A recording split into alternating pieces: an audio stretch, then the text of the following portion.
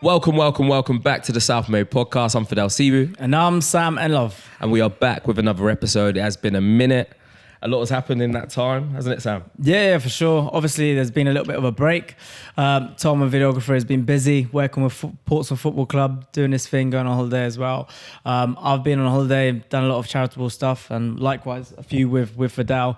So, yeah, just wanted to come back with an episode and just sort of give you a quick refresh as to what we've been doing as well. So, yeah, where should we start? I think skydiving was probably the latest thing that we did together. Skydiving was elite, yeah, and it was definitely a once in a lifetime experience, man.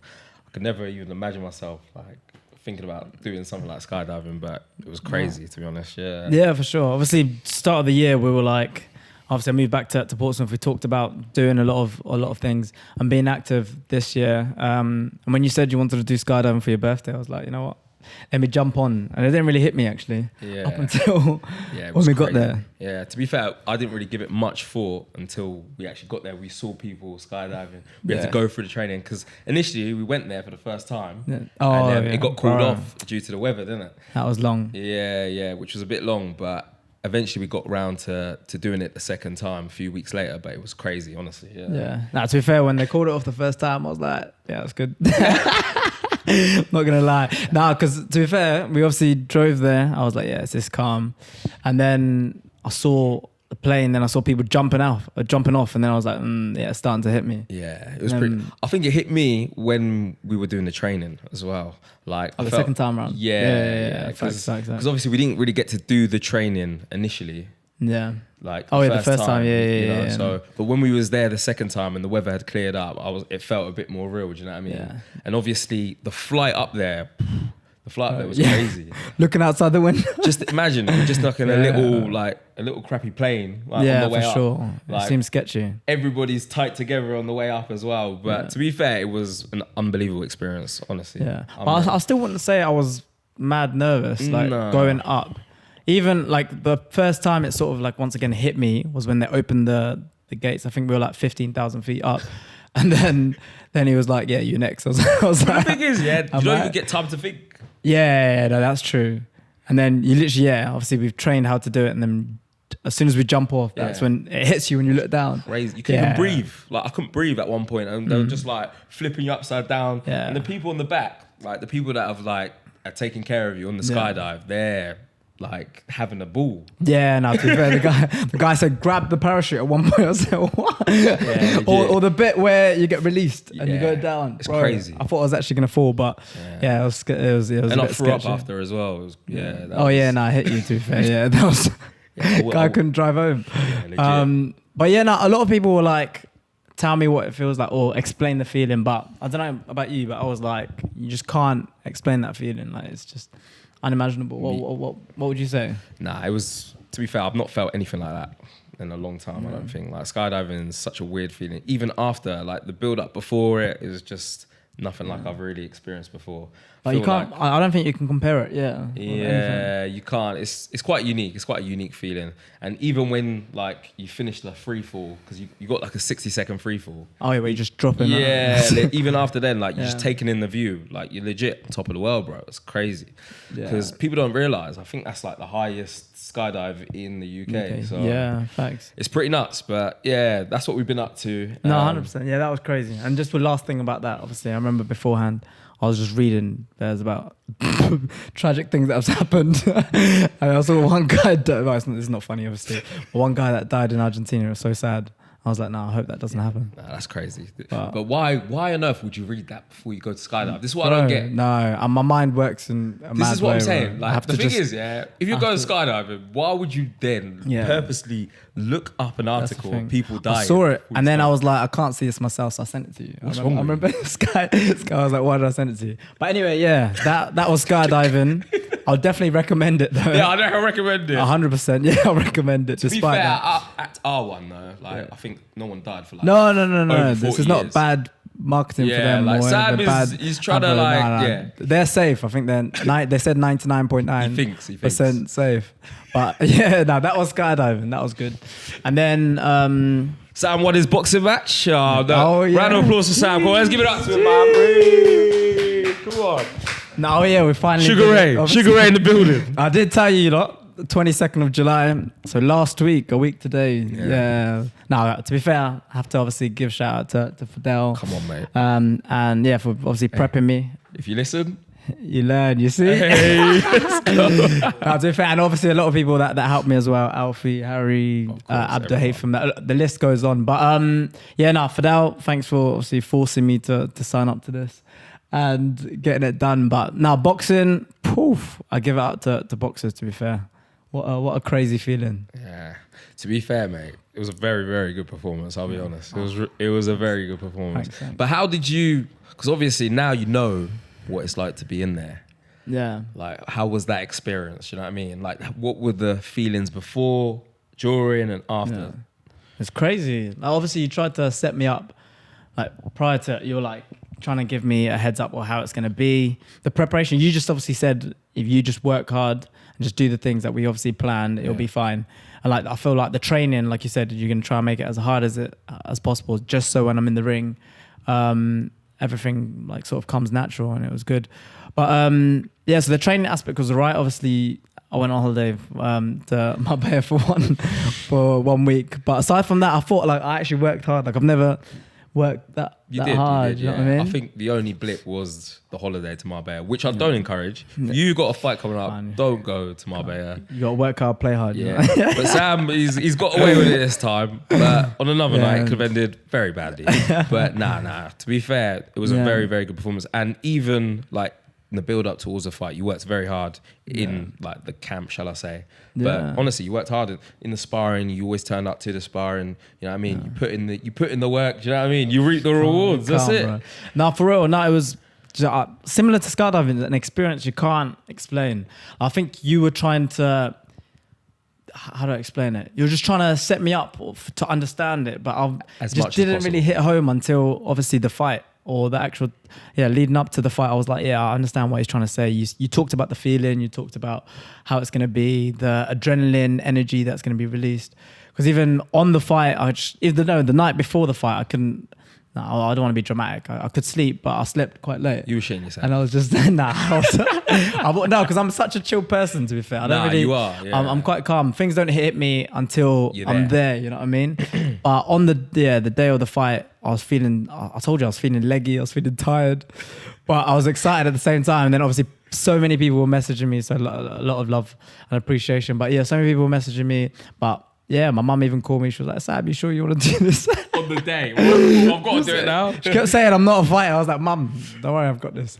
But I just remembered everything you said. And then obviously it took ages though until I fought. So it was a bit long. And then obviously people were coming in and like 900 people, like fighting in front of 900 people as well. It was nuts. Yeah, that's what I was going to say as well. Like, to be fair, fighting for the first time, but fighting in front of a lot of people as well. Like, you must have been pretty nervous, to be honest. Yeah. Like before. Even on the walkout. Oh, mate. Walkout was great, yeah. If we get some footage of Sam's walkout. Crazy. Yeah, he took the piss. He had to win after walking out like that. But it was such a good walkout, but he had to win. The crowd said, like, he has to win surely now. Honestly, some geezer next to me, he was like, nah, he has to win now. He can't lose. He can't lose after walking out like that. Yeah. He's taking a mick. He has to win. I was like, he will win. He will. No, of course. Now, to be fair, like, you did say, like, soak it in. It's your night. Like, make sure you soak it in. Take your time. Even shout out to Michael McKenzie as well. He was there. He walked into the changing room. He was like, a lot of people just rushing in, like, going there quick. So take your time. And then it was time to fight. Obviously, there was a long build-up, like 3 hours before. I thought I had to wait there, watch people come in, watch people obviously go out and fight. Some won, some lost. And I was thinking, like, doubt started to creep in, but I was like, you know what? Nah, like, I've done all I could. And then when it came to me walking in, obviously I had to stand next to my opponent. Actually, no, prior to that, actually, we had to train and like do a little bit of exercise. No, like a warm up. Yeah. But the boxing equipment was in their change room and he was there punching the bag. So I was like, watching it? I was like, no, he was punching and I went to punch next to him. Then he just stopped and I thought he was watching me. I was like, no, I can't show him what I've got. So I was like, you know what, I'll play it cool. I went back to the change room and then obviously I had the Zim flag. So I prepped that and then, like went up to him before they opened the doors, looked into his eyes and I was like, bro, same personal, by the way. Oh no, That's it. Bro. As soon as I did that, I was like, I could see in his eyes, like he went there. like do you know what I mean? I was like, yeah, that was a bit of a scare tactic. To be fair, I felt like you had him mentally as well. Like even Yeah. before, like we spoke about, just like not really respect him. Once you get, of course, respect him before and Yeah, after. yeah. But once you're in there, you're not really mates, are you? Do you know what I mean? You're trying to do a number on him. No, for realistically. sure. 100%. And then that's what you taught me as well. Like boxing, like once you're in there, because I never like I've been a big fan of boxing since like my 13th birthday. Mayweather fought my 13th birthday, and I've watched boxing ever since. Well, him especially. But I never really understood how boxers can be so aggressive in there. Then afterwards, they're friends, and it's just like the build up to it. I never really got that. And you were explaining to me like be spiteful and stuff because I'm not. You're not a I'm spiteful person. Naturally, No. Yeah, naturally. exactly. But I felt like you turned it on pretty well. 100, like I just, like you said, I listened to, generally jokes aside, I actually listened to what you said. And then the ring walk, obviously Shabba, Madda Pop. Yeah, crazy ring walk. Crazy ring walk. That ring walk obviously just set me up. Once I heard that, I was like, yeah, this is it. This is your and night. then went there, got in the ring, I was like, a bit tired. Mate, the walkout took about 5 minutes, mate. I was thinking, mate, this guy's probably gassed. The corner man went, you're taking a piss. When you're going to be tired. I was like, yeah, no, it's fine. I got you. And then, then like you said, he came out. Obviously, I was praying before that. I was taking it proper serious though. Yeah, despite it being a charity fight. But then as soon as the bell rang, and then it was just me and him, we talked about just going in and like mentally winning. Went up to him. I saw in his eyes, he went up for it. So yeah, did the business. It was interesting because at the weigh-in before, he seemed very game, do you know? Yeah, no, fair on him. Like he took it serious. He seemed was very game at the weigh-in, but I felt like you just like out-muscled him mentally, if that makes sense. Yeah, facts. Like during the fight, even before, with your confidence. And that's what confidence does, because I think you're naturally a confident person. Do you know what I mean? Yeah, no. So, and I feel like when you display that, like it can off-put other people. So, and on the night, it definitely worked. Do you know what I mean? And then obviously after it was, Bro, that was honestly one of the, like my top 10, probably top 5 best moments of my life. Like in terms of, I don't want to be over dramatic, but the day went to plan, and then afterwards the night, and just seeing everyone like around me, everyone like the spotlight was on you, because that's the first time I've like done or competed competitively in like a one-man sport, if that makes sense. Like the last time I did that was like when I was at school running 100, 200 meters, and then I stopped after I lost. And I was like, nah. I hate losing. We know when the eye's on you and you don't lose, I just don't like it. Then obviously football is completely different. Yeah. Like you've got a lot of people to rely. If you're playing bad, like there's other people that can compensate. But whereas boxing, if like everything is on you. No, it's true. I mean? It's a very personal All sport. eyes on you, yeah. But it felt good for the attention to be on you and stuff. Like I was like, it's just a crazy feeling. The high, the adrenaline. Like even afterwards, people were speaking to me. Like it was, I just couldn't.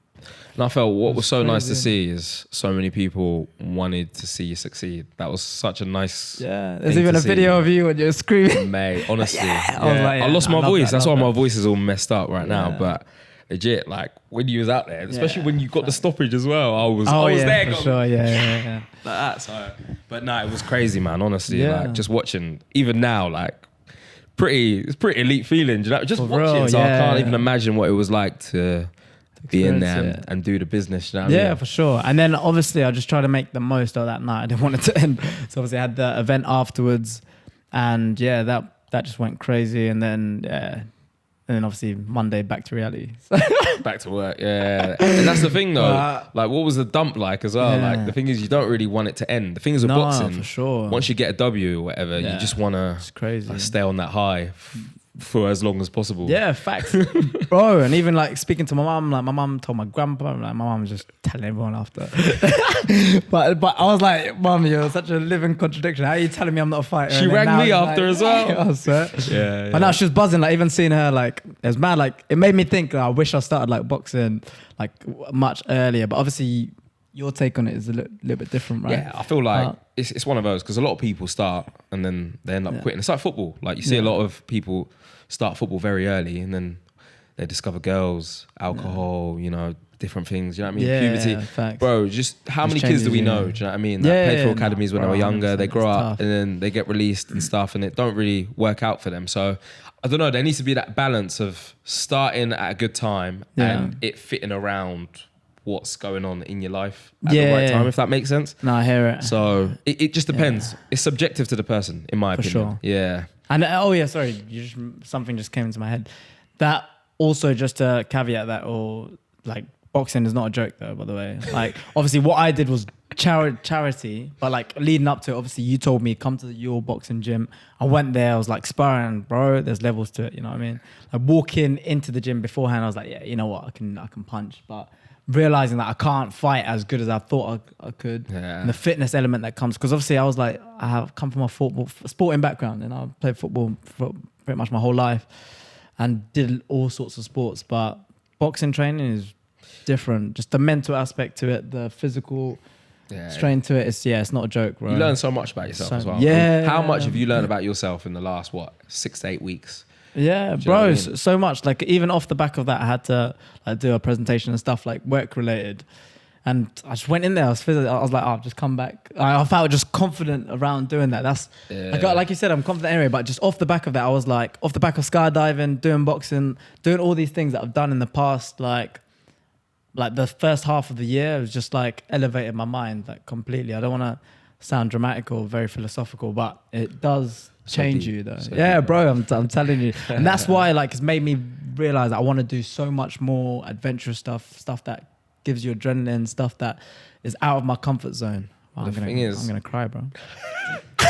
Sorry, bro. No, but jokes aside, bro. Yeah, I just want to experience life, man. But you were saying? No, I was just saying, what an experience. You legit, one fight, 1 KO now. 1 KO on his record, I'm going to put that on the Insta. Retired. He's retired now. Yeah. Somebody's ain't going, mate. But yeah, no, of course. That was a boxing experience, and I would love to relive it again. You going to do it? Yeah, I was about to say, are you going to do it again? I have to keep the fans waiting. Announcement soon. Oh, really? Yeah, Sal's going to turn over. He's going to take over the proceed. Eddie Hearn DMing me. I was like, yo, relax. DM you after a white collar fight. Yeah. All right, mate. That didn't happen. Nah, but on a serious note, to be honest, congratulations, man. That was honestly not a lot of people have even got the balls to step in there and like do their thing as well. Do you know what I mean? So I'll take my hat off to you. Take it off. You know, I ain't got a good trim right now, but I'll do. keep that on. Yeah, I'll keep that on. I'll keep that one on. Nah, shout out, and obviously love to everyone that supported as well, and those that doubted me. Look at me now, pound for pound, headshot dead. That's it. Yeah, it's crazy. But but obviously boxing as well. Today's a big fighting day. Yeah, Spence Crawford tonight, which is gonna be crazy. I personally have Crawford. I know there's a lot of Sam's got Spence, but you know I'm a fan of both. But I think Crawford will stop him tonight. But we'll see. I think this will probably come out once we find out the decision. Do you know what I mean? So, but I'm going Crawford in 8 rounds. Sam, what do you reckon? Yeah. Don't know. It's like you said, it's 50-50. But like, I'm Spencer's my guy. Like, he's been through what do you know him, a lot. Yeah, personal. Yeah. No, of course, yeah. Spencer's my guy. Yeah. Nah, but I love the guy, and I feel like he's gonna chop Crawford down. Oh yeah. I feel like it definitely ain't going. Actually, it might go decision. I think after I'm gonna say Spence decision. Really? Yeah. I don't see that. Or Spence decision or Spence stoppage. Oh, you late think, rounds. Yeah. You think Spencer's going to stop Crawford? I'm telling you, a lot of people have been asking me because I've put it on my story. A lot of people are like, yeah, I think Bud or Crawford. But nah, I'm telling you, Spence. Interesting. Well, we're about to find out. Yeah. Today is the day. But just on a separate note, just want to talk about the stuff with Dele Ali as well. Like, I don't know if you saw the interview. Have you seen the whole interview or? I did when it initially came out, bro. Yeah, that was, yeah, pretty crazy to be honest. And I feel like that happens quite often, you know, like in terms of stories like that. Facts, but bro. obviously not every footballer comes out and tells a story, because the interview with Gary Neville, pretty crazy. Do you know what I mean? Like, I thought to myself, damn, like imagine if more footballers came out the way he has done. Do you know what I mean? It would probably sort of change the culture of things. Because I feel like there's definitely been a culture shift in football anyway. Because, you know, when you speak to guys that used to play back in the day, they're saying, oh, the game's gone soft, and like people complain a lot about stuff. So it does stop a lot of this stuff happening. So yeah, for sure, 100%. People might be going through a lot of things, and they might not want to come out. Do you know what I mean? Because of people sort of backbiting them and saying, "Oh, you know, where you're in my day, you know what I mean? This wouldn't happen, we wouldn't do this, or we wouldn't talk do about it." Yeah, do you know what I mean? You just, but that's how things like bottle up. You know what I mean? And then you end up. To be fair, you've raised a point, but this is something we always talk about, how fans or people that are external don't understand the pressures that come with football. But Dele Ali is probably a great example, because like he gets bad press, like, oh, the guy likes to party and stuff, but you don't actually understand the reasoning why someone does that. And hopefully he becomes the catalyst. He becomes that change for other people to obviously speak out. And when he did, he got a lot of support. Like, he did. A lot of footballers were reposting, a lot of people talking about it. But because there is a culture shift now a little bit. You know, it's not like 100%. The way it used to be, where people just stay quiet all the time. He is going to be part of a different culture of people coming out and, you know what I mean, hopefully changing things for young footballers coming through the ranks, and already like people that are established in the pro game. So it's good to see someone at a high level and a high profile like Dele Ali come out, you know, because this stuff is going on. Like, not just footballers and just athletes in general, like people in general. This is a people thing, you know what I mean? It's not just a football thing. People are going through stuff, you know? And hopefully allows fans to understand or step in the shoes of what it takes to be a footballer. Everyone just thinks it's all, they get a lot of money, like how can they have emotions? Legit. Or people need to understand that they're humans at the end of the day. Not everyone's had, especially football, well, traditionally or even now, the majority of footballers come from like unsteady backgrounds. In terms of that, they don't come from the richest family. Football is just a way out, you know? So yeah, hopefully it gives fans the understanding that, you know, they're just humans at the end of the day. Don't give them, obviously it's normal to be angry that your team's playing bad and a player might not be playing the best that you might want them to play, but at the same time they're human at the end of the day.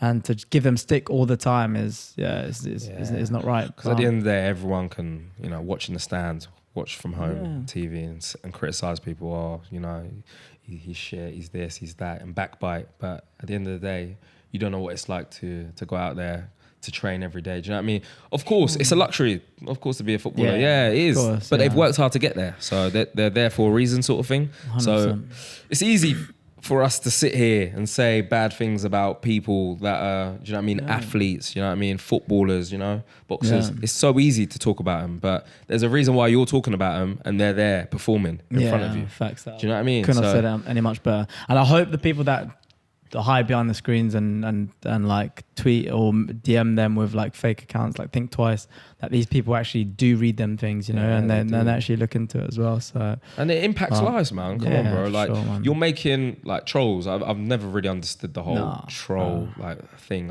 I just don't get it personally. But like at the end of the day, you're sat at home, like, collectively tweeting about somebody. You know what I mean? Doing this, doing that, saying this, saying that about someone. I just think to myself, it's just beyond me, mate. Oh, it's crazy. And when you don't think that them things, obviously we know that they happen, but when you speak to our friends that have made it and stuff, and they're actually quite common from all levels as well, even those that are playing not that high, not the Prem, but those that are playing even non-league. Still get it, non-league. Like, you see it. Bro, how many friends have we got that play in non-league? They get abused. There's trolls. There's trolls on Twitter. They're getting abuse on Twitter, like Facebook, all of it. They will. People will just come out right and just think they can say what they want, and there'll be no like repercussions because it's so easy, you know. Yeah, for sure. And it's just one of those things. I think collectively people need to sort of open their mindset and understand that these are not just, you know what I mean, robots. They've got emotions and feelings, you know what I mean? So just one of those, isn't it? You know what I mean, Sam? No, for sure, 100%. But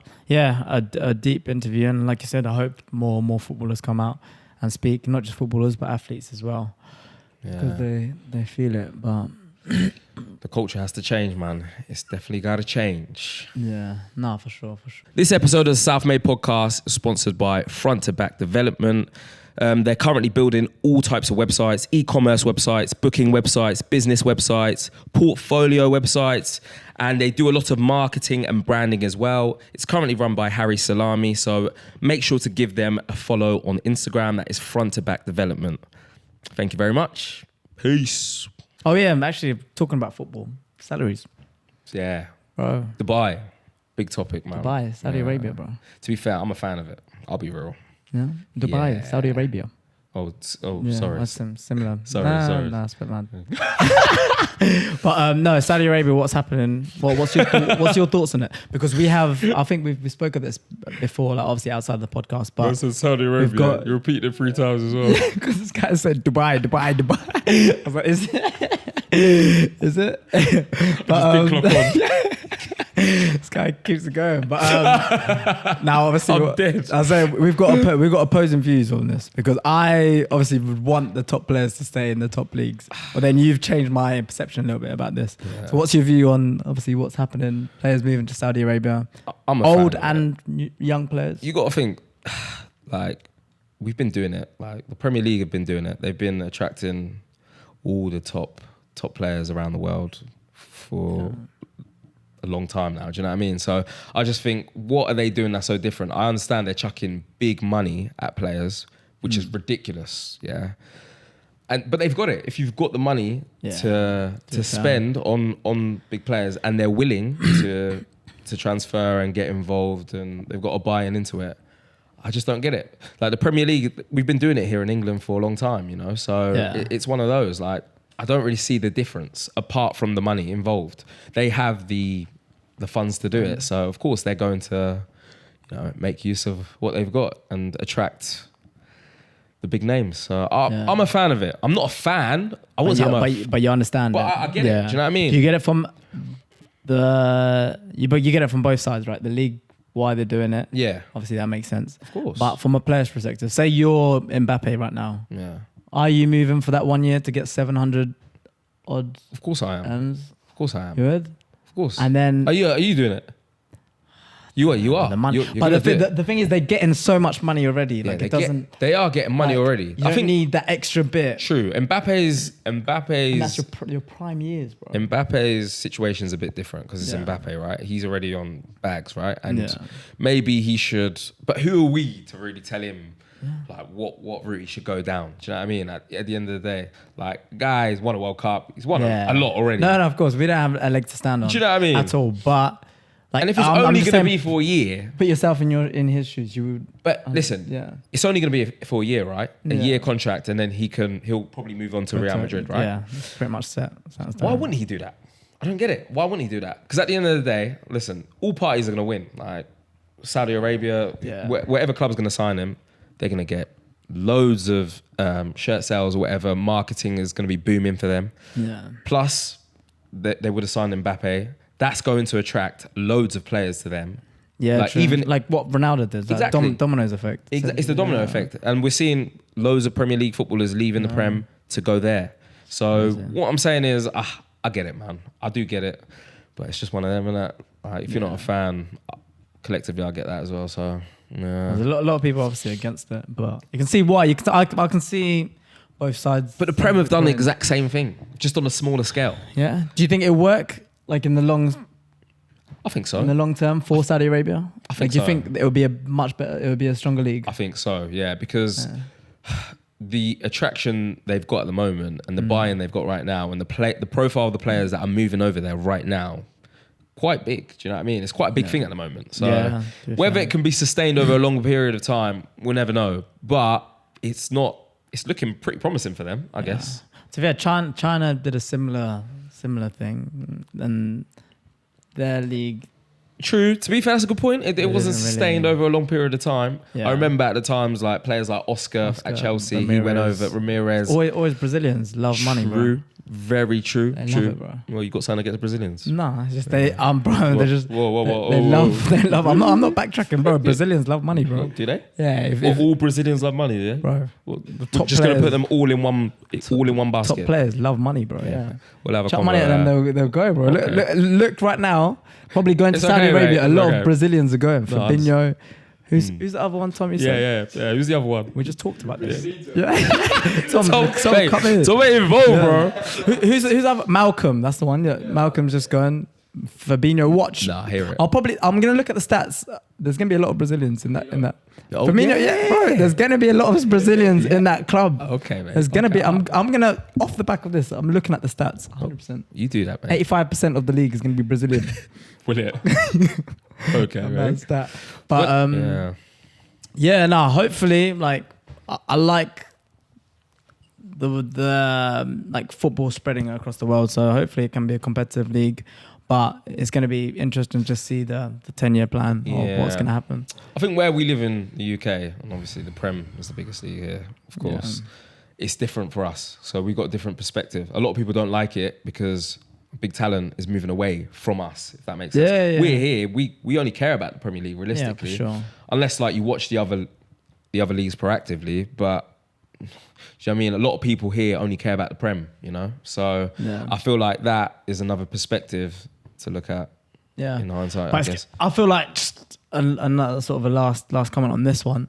It's just going to change the whole culture of football, why people are involved in football. It's just going to be more swayed towards the money than it is for the love of it. Bro, I feel like that's just life in general at the moment, bro. Yeah? Yeah, like I feel like that's just the way it's going. Like, at the end of the day, like money...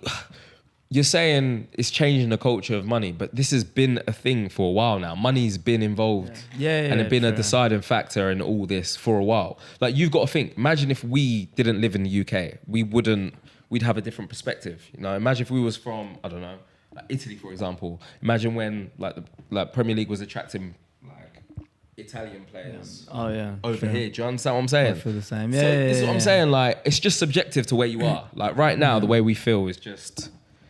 Yeah. It just depends on what's going on in our situation at the moment. Yeah. If that makes sense. No, I meant all the way from grassroots, sorry. As in... like when you have a kid. Oh. Are you gonna... I feel like a lot of people are just going to push their kids. What, for the dough? Yeah, 100%. Well, you'd be right to do it, though. Investment. Project Mbappe. Project Saudi Arabia. Yeah, mate, that's a pension scheme. As soon as I have a kid, bro, like, he's going to have to... He's either boxing or he's going to have to be a Project Mbappe. Mine not going to school, homeschooling. Yeah. School's not a thing, man. Bro. I think... Forget education, bro. Nah, I'm joking. Education, that's not what we're trying to... Stay in school. But it's just changed the whole dynamics, man. But yeah, back to it. So you're saying you're not a fan of it? I can see both sides of the coin, but I don't know. I feel like it'd be, like you said, we live in Europe, we live in England. It'd be good to see the best talent stay within Europe. But that being said, like I'm a fan of football spreading around the world, so it'd be great to see other competitive leagues, other competitive countries. But obviously, the different time zones and stuff, we're not going to watch that much of that football. This might push the whole Super League stuff though. Now, yeah, it might push it a lot because obviously, if talent is spread like throughout the world, like you said, then it might push. Yeah, it'd be good to combine. Me, I'm a personal advocate, obviously, for the continent of Africa. And I hope one day African leagues can be competitive as well. That'd be sick. That'd be crazy. And the development happens a lot there because I believe there's so much talent there. Yeah. And untapped territory. So we need more billionaires, more millionaires moving over there. Yeah. I feel like got the resources, man. It's just all the corruption, isn't it? Yeah. Bro, that's that all the talent as well. That's for years. Yeah, no, 100%. But yeah, I guess we're back. We're back. Yeah, we're back. The second half of the year. We've obviously got exciting guests as well, and we're gonna continue to be consistent. Continue to bring you with new guests and exciting projects along the way. So thanks for tuning in to this episode. We have been Self-Made. Peace out. Bang.